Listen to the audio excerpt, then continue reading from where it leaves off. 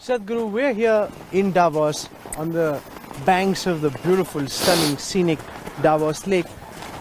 But my thoughts go to the spiritual health of the country at this time. I want to ask you, as one of India's leading spiritual leaders, what's your sense of the overall spiritual health of our country at this time? Spiritual health. See, the strength of this nation has always been, the USP of this nation has always been, we have been a land of seekers. But today, not just today, in the last couple of 100 years or 300-400 years, slowly it is moved this way that because of strong religious manifestations, everybody is trying to be belonging to some religion. This is a nation where nobody belonged to any religion at one time. Everybody is a seeker. In the same house, all kinds of practices will happen. Different kinds of gods will exist in the same house. At different times in their life, they change their gods. Everything was allowed because people were in pursuit. They are seekers, they are not believers. Slowly, belief system is taking over, but that doesn't mean it is happening in, really across the board. Spiritual process is also on like never before. Today, across the globe, we are touching over 1 billion people, just me. There are so many other people who are doing similar things. 1 billion people are watching our videos. At least minimum 3 videos, 1 billion people plus have watched. I asked you this question, Sadhguru, in the context of the student protest that we are seeing. And I was very intrigued by the position that you've taken on the Citizenship Amendment Act, where you came in and said that a lot of these protests were misdirected. Why do you feel this way, Sadhguru? I'm not saying… Have you read the Citizenship Act? I have. You have read? Yes. Tell me, against whom is it? Well, is it targeted against somebody? It's against the idea of India which says that we look at all religions as being equal, and if we look at persecution, we should ideally look at persecution regardless of which religion the persecuted person belongs to. Don't you agree, Sadhguru? See, we are talking about minority persecution, correct? Not religious persecution. In a adjacent country, not in our country.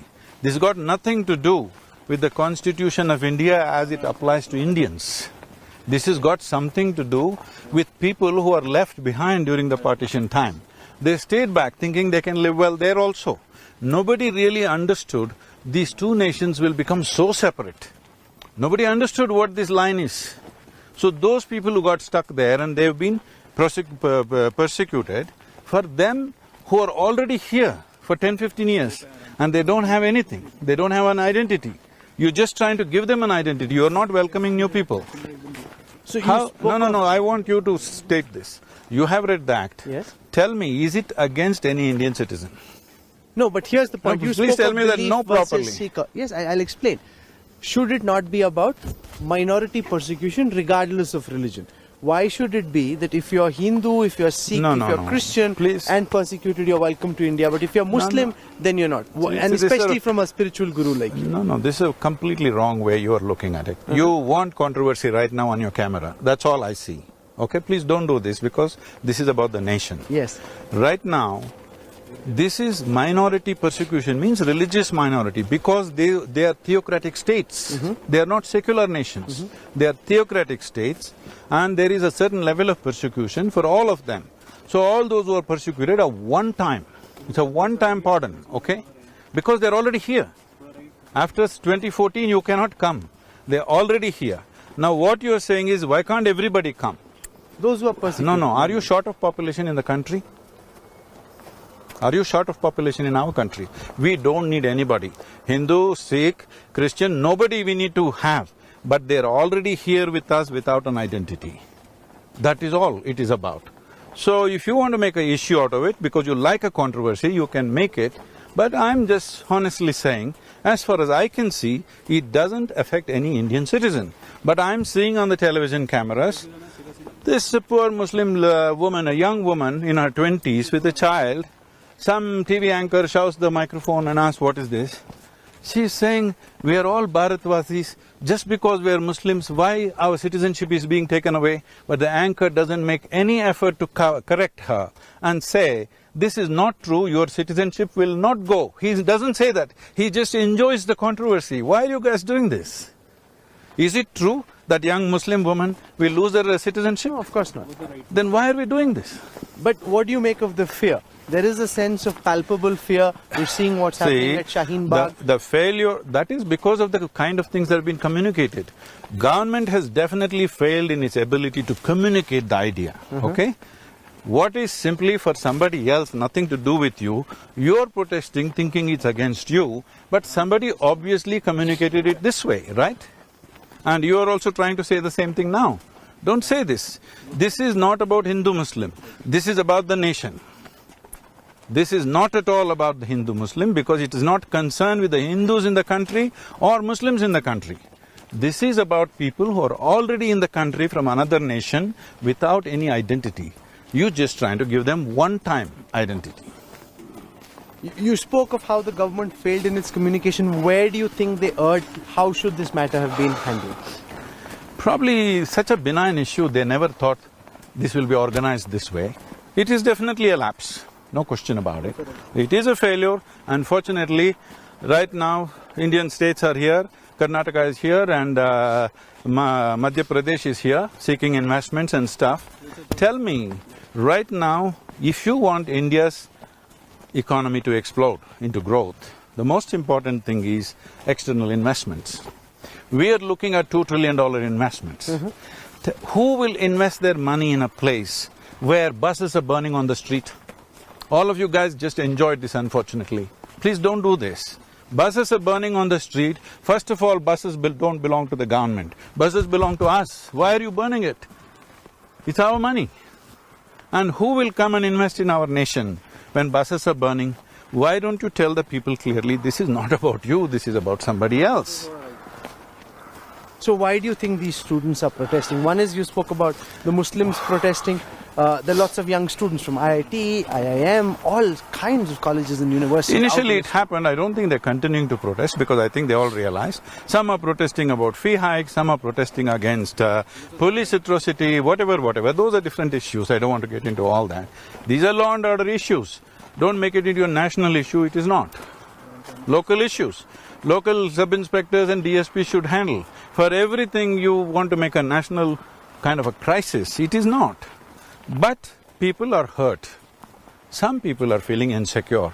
Please reassure them there is no danger to your citizenship. It's very, very important. Indian citizen, whatever religion you have or you have no religion like me, all of us are safe because this is not about… CAA is not about us. It's about a few people who come from outside and living in our country without any human identity.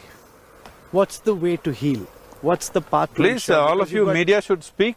I'm asking, why is this anchor pushing the microphone in her face and when she fears and she's crying? She's genuine, her fear is genuine. That young Muslim woman is genuinely crying out of fear that my citizenship will be taken away, there's a law like that. Why can't you say that's not true? You won't say that because you want the drama to go on. Why? Would you say there's a need for greater communication as well? Definitely. Sitting at Shaheen Bagh for members of government, ruling party to go out, speak to them, assuage their feelings and concerns? Definitely, whatever needs to be done has to be done to tell the citizens of India, irrespective of what I practice is not government's business, first of all. See, when it comes to communication of an idea, when wrong communication happens by vested interests, whoever did that, I don't want to go into the detail, isn't it the responsibility of every citizen, particularly media, that this is not true? Has any media come out clearly and said, this is not true, don't get excited about this? No.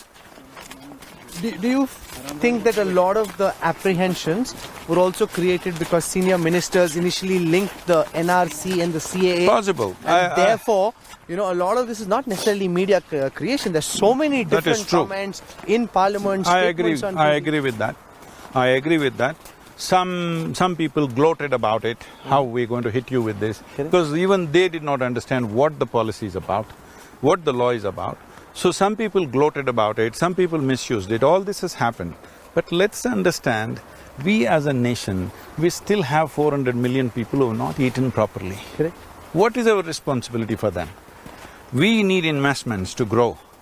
You will not get any investment from anywhere when you show pictures of burning buses on the streets. I don't want to invest my money in a place where things burn. Who wants to do it? You've been here at Davos. What's the buzz that you picked up about India? These burning buses, social unrest, has that been? Because we spoke to Everybody is excited about India's possibilities. At the same time, this question has come up to me again and again. What about the civil unrest? People asking you about Yes, it. What yes. are they asking you, Sadhguru? The same thing. Is it really in control? Is Narendra Modi's government in control of what's happening in the country? I said it very much is, because they're young people, they don't want to deal with them harshly, things are happening, whatever. I am not a spokesperson of the government, but I'm definitely speaking for the nation. I'm saying, if there is something we disagree, there are places to debate. There is a parliament to do that. If parliament is not good enough, we can set up various debates. Media platforms are waiting for debate always. Debates are possible. Why burn the buses and create this visual which completely puts the country backwards in a negative picture? Do you believe it's a bit of a wasted opportunity at a time when 400 million people still don't have food to go into their mouths? This whole focus on very divisive issues, is that in some senses a wasted opportunity? No, how one way of looking at this is, see, there are contentious issues in the country. Sir. If you don't have the courage to deal with them, then you cannot make the economy grow. So putting them aside quickly and focusing on economy is a wise thing for any government to do. But people should also understand and participate. We must understand right now India's only focus should be, doesn't matter who is in the government. Whoever people elect will be in the government. People think I'm supporting one party, this is going on all over the social media. No, I'm working with AIDMK in Tamil Nadu, I was working very closely with Chandrababu Naidu, I'm working in Telangana very closely with the governments, I'm working with Kerala with the communist government. My thing is, I value democracy. If people elect whoever they elect, I'm willing to work with them. You elect somebody, within 8 months you say, I want a change. What is that? You make this point. I'm very curious to know your view on the current dispensation, because when you made those comments on CAA, a lot of people came out and you would have seen this Sadhguru and they labelled you a Modi Bhakt. They said, here's Modi's fan, Modi Bhakt. He's a spiritual guru, but see what position. See, I'm telling you this. Now I'm asking you this question once again. Yes. Is it genuine that this CAA is aimed against a particular community? Is it so? Well, it excludes members of one community from seeking citizenship in India if they are persecuted in their own countries. Anybody can seek citizenship in India. Only thing is, people who are already here en bloc, certain people are coming in. Rest can come through normal process. But sir, I come from a Sikh family. In our gurdwaras, you come in and you eat langar no matter who you are. We don't check whether you're Hindu, Muslim, Sikh, Please, Christian. Rahul, let's talk practical things. We have just partitioned about 72 years ago. On what basis? Unfortunately, on religious basis. It should not have happened. We did it for whatever reasons. At that time, that was our wisdom. Today, people who are left behind, who thought they will be okay that side, and now they are not okay. Not okay means, as I pointed out in my video, marriage was not legal. Hindu marriage was not legal till 2017. Now the people who are talking about this is, till 2017 they corrected it. What about 1948 to 2017? Your marriage is not legal. Do you know what that means? No, but what's your counter on Ahmadiyas, Hazaras, who are persecuted minorities in their countries but persecuted nonetheless because of their faith and belief? See, do you have enough population in your country? Sure, of course. More than enough? Yes. Or too much? Yes. You have too much population. We have enough. So do you want to have 50% of Pakistan back in the country because economically they're not doing well? Small minority. No, because economic minorities will come. Okay. We cannot welcome, we cannot afford to. We cannot afford to bring anybody. Even if they're Hindu, you can't afford to bring them. We are only talking about, this law is only talking about those who are already inside. What do you want to do? Where do you throw them? They won't take it back. Take them back. Nor do these people can go back. They have nothing left there. What will you do with them? What kind of logic is this? You spoke about too many people already.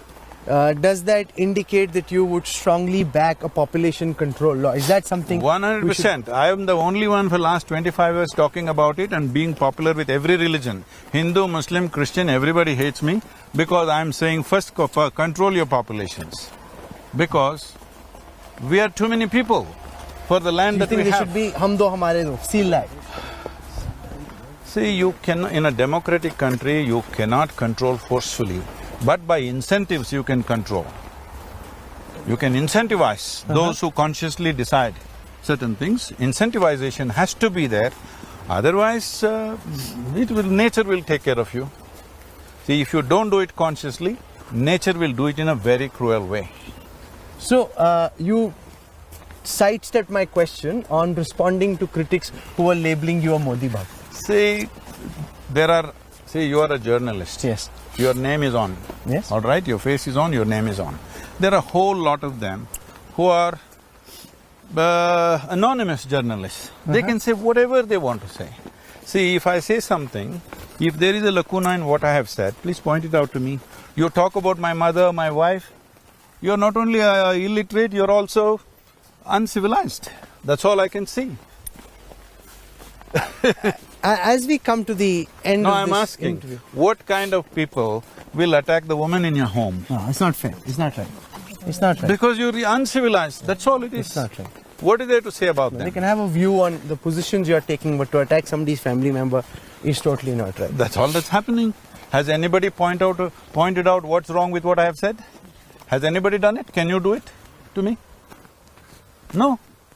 Because there's nothing wrong, you just don't like it. If you don't like me, it's your problem. What can I do? You just soak in your own bile, I don't. I'm fine. You can say whatever you want. I'm in a place where nobody's opinion does anything to me. And never ever I have identified with any political ideology or party. My only thing is, if people choose somebody, I support them for 5 years. After that, if you choose somebody else, I'll support them for the next 5 years, because I value democracy.